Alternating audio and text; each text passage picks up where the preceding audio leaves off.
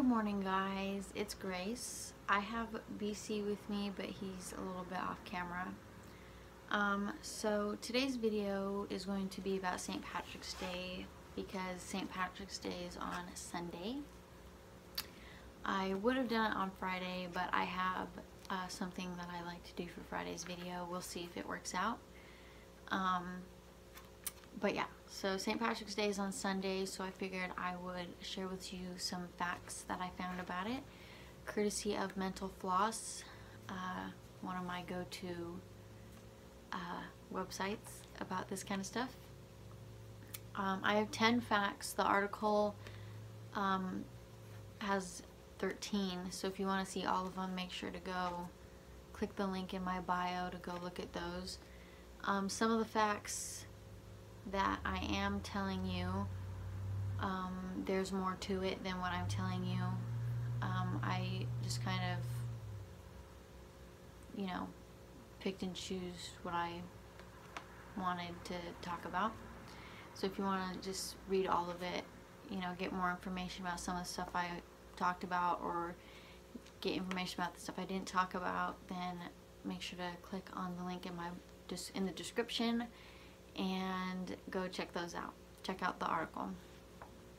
But anyways, the first fact is that we should be wearing blue instead of green on St. Patrick's Day, because the saint's official color was St. Patrick's blue, which was a sky blue. The color green became associated with the holiday after it was linked to the Irish independence movement. So basically what I got from that is that we should wear both colors, because there are a lot of people out there that will pinch you or whatever if you're not wearing green.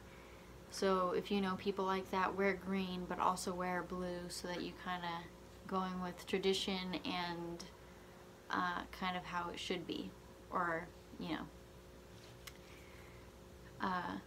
go with the official color. The second fact is that St. Patrick wasn't Irish.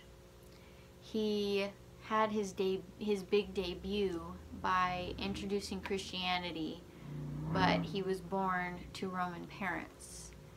So I believe that the holiday has to do with Irish, because everything he did, from what my understanding, happened in like Ireland and stuff like that. Because I didn't really know any background on this holiday before I read this, so these facts are kind of giving me my background. But yeah, I guess everybody just kind of assumed he was Irish, when in reality he went to Ireland to spread the word about Christianity. The third fact is that people didn't used to drink on St. Patrick's Day, which is one thing that I did know about St. Patrick's Day, was that everybody liked to drink. But originally that was not how the holiday was celebrated. Up until the 1970s, pubs were closed on St. Patrick's Day, with the exception of beer vendors at the big national dog show that was also held on St. Patrick's Day. And that was because it used to be a strictly religious holiday, and so obviously people didn't drink. But now things have kind of changed, where it's more,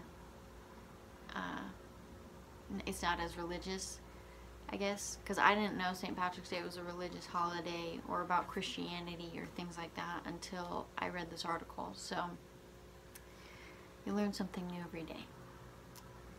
The fourth fact is that New York City's St. Patrick's Day parade has been going on since 1762. That's a very long time. It is one of the biggest parades in the world, and it doesn't allow floats, cars, or other modern trappings. This one has more to it on the article about how many people are in the parade and stuff like that. So if you want to go look at that, I recommend looking at that. But yeah. The fifth fact is that Chicago dumps green dye into the Chicago River on St. Patrick's Day, and they've been doing that since 1962. I personally didn't know that Chicago did that, but I did see more than one place talking about the Chicago River turning green on St. Patrick's Day, or them like turning it green on St. Patrick's Day. So I thought that was pretty cool. Kind of like a big way to celebrate. I hope to one day maybe go and see that. That would be nice.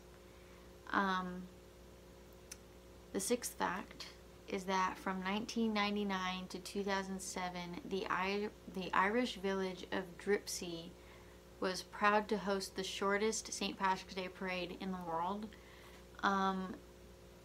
If you want to know how long it was, you should go check out the article because it does tell you that. And Hot Springs, Arkansas now holds that title. How long the Arkansas parade is also in the article. But Arkansas currently holds the title, and the Irish village of Dripsey was the person, or the town that used to, or village I guess, used to hold that title. And they seem very proud of it, so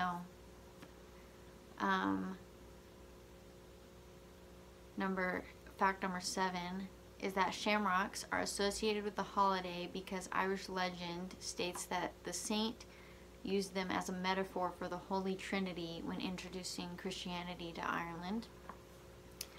I personally, I knew that shamrocks had three leaves, but I also thought 4-leaf clovers were part of the holiday as well. I thought it was just kind of like a confusion between people. They didn't know which one was supposed to be part of the holiday. Or I thought maybe it could be either one. I didn't really know, but apparently 4-leaf clovers are not part of the holiday. Shamrocks are. So that's just a little tidbit there for you guys that I didn't know. The 8th fact is that a 2012 estimate states that the total amount that Americans spend on beer is $245 million, which is a lot.